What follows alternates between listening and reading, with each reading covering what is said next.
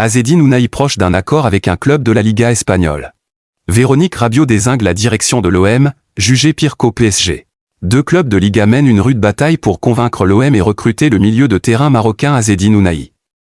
Le milieu de terrain de l'OM, Azzedine Ounahi attire l'Espagne. Le Lion de l'Atlas n'entre pas dans les plans de Roberto De Zerbi après son retour à Marseille.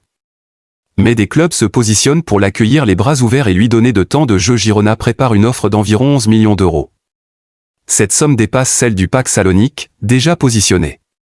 Cette formation de Liga veut convaincre Marseille et verrouiller un contrat de 4 ans avec le milieu marocain. Mais Girona n'est pas seul. L'Espagnol Barcelone s'accroche. Il veut réussir ce joli coup puisqu'il sait que Ounahi veut jouer en Espagne.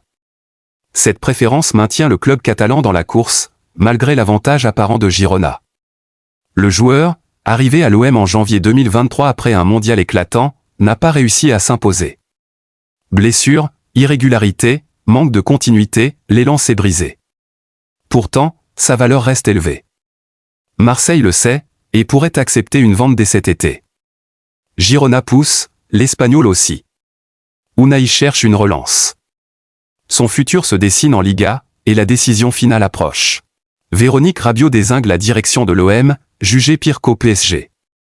Véronique Rabiot a pris la parole après l'incident de son fils Adrien avec Jonathan Rowe.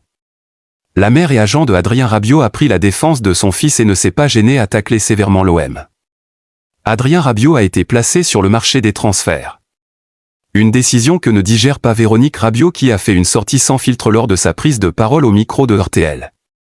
En total désaccord avec la direction phocéenne, l'agent d'Adrien Rabiot a décidé de parler afin que le public comprenne l'incompréhension au sein de son clan.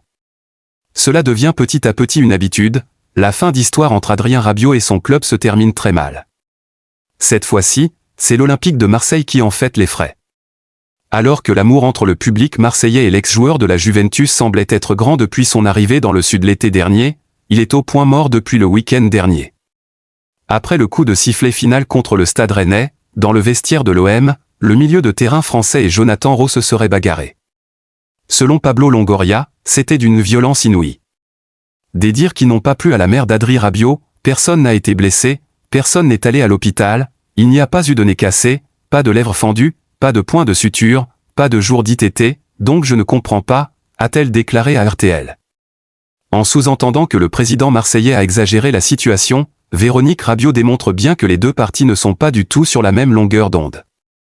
Elle qui pense également que le président et le directeur du football, Mehdi Benassia, ont un costume trop grand pour eux. Du jamais vu pour le clan Rabiot. Je ne sais pas quoi vous dire, je ne m'attendais pas du tout à une situation pareille. Je croyais qu'on avait vécu le pire avec le PSG, je me suis trompé, a-t-elle expliqué après une question pour en savoir plus sur la fin de l'histoire de son fils à l'OM, si jamais il restait au club cette saison. Alors que son contrat se termine l'été prochain, Adrien Rabiot ne veut pas revivre la même situation qu'au Paris Saint-Germain. En restant plus de 6 mois sans jouer en 2019, car son clan comptait bien le voir partir libre durant l'été qui arrivait, la situation avait grandement agacé l'international français.